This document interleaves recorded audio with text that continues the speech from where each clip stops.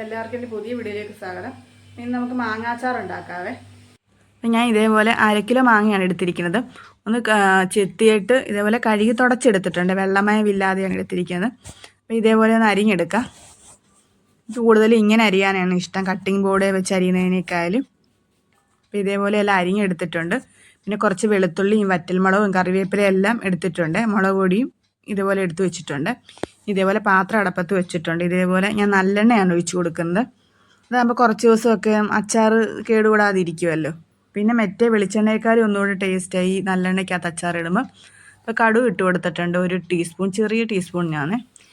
പിന്നെ വെളുത്തുള്ളിയും വറ്റൽമുളകും കൂടി ഇട്ട് കൊടുത്തിട്ടുണ്ട്. കറിവേപ്പില കൂടി ഇട്ട് കൊടുത്ത് നമുക്കൊന്ന് നല്ലവണ്ണം ഒന്ന് വഴറ്റിയെടുക്കാം.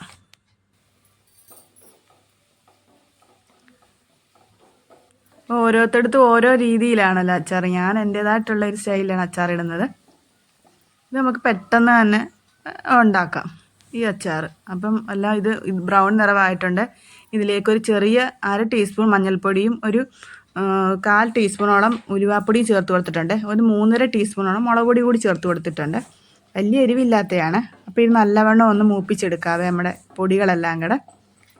ഞാൻ അച്ചാറിനാണെങ്കിൽ അങ്ങ് ഒത്തിരി ഇതുപോലുള്ള ചാറ് പോലത്തെ അല്ല. എന്താണെന്ന് വെച്ചാൽ ഈ അരപ്പൊക്കെ അതേ പെരണ്ടിരിക്കത്തില്ലേ, അതേലെ അച്ചാറാണ് ഇടുന്നത്. ഇതിലേക്ക് ഉപ്പുപൊടി ഇട്ട് കൊടുത്തിട്ടുണ്ട്. ഞാനങ്ങ് തീ ഓഫ് ചെയ്തിട്ടുണ്ട്, അതല്ലേ മാങ്ങ അങ്ങ് വെന്ത് പോവും. അപ്പോൾ അതിന് ശേഷമാണ് മാങ്ങ ഇട്ട് കൊടുത്തത്. ഈ മാങ്ങ ഇട്ട് കൊടുത്തതിന് ശേഷം നല്ലവണ്ണം നമുക്കൊന്ന് ഇളക്കി കൊടുക്കാവേ. അപ്പോൾ ഈ അരപ്പൊക്കെ ഇതേ പിടിക്കാനായിട്ട് നല്ലവണ്ണം ഒന്ന് ഇളക്കി കൊടുക്കാം. ഇനി ഇതിലേക്ക് വിനാഗിരി ഒഴിച്ച് കൊടുക്കുക. അത് 3 ടീസ്പൂണോളവേ. കുറച്ച് കായപ്പൊടി കൂടി. അപ്പോൾ ഇതുകൂടെ ഇട്ട് കൊടുത്തതിന് ശേഷം നമുക്ക് നല്ലവണ്ണം ഒന്ന് ഇളക്കി കൊടുക്കാവേ.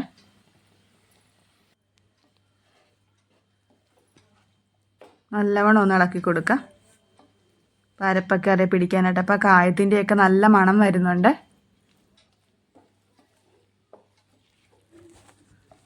അപ്പം നമ്മുടെ അച്ചാർ ഇവിടെ റെഡി ആയിട്ടുണ്ട്. അപ്പോൾ ഞാൻ തീ ഓഫ് ചെയ്തിട്ടാണ് ഇതെല്ലാം ചെയ്തത്. മാങ്ങ അങ്ങ് വെന്ത് പോകും അതുകൊണ്ട്. അപ്പോൾ ഞാൻ ഇതേപോലെ അടപ്പയിൽ നിന്നൊക്കെ വാങ്ങി വെച്ചിട്ടുണ്ട്.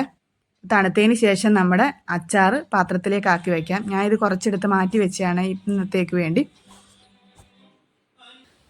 അപ്പോൾ എൻ്റെ ഈ മാങ്ങാച്ചാറിൻ്റെ റെസിപ്പി എല്ലാവർക്കും ഇഷ്ടപ്പെട്ടു എന്ന് വിചാരിക്കുന്നു. അപ്പോൾ എല്ലാവരും ഇതേപോലെ ഒന്ന് ഉണ്ടാക്കി നോക്കണം.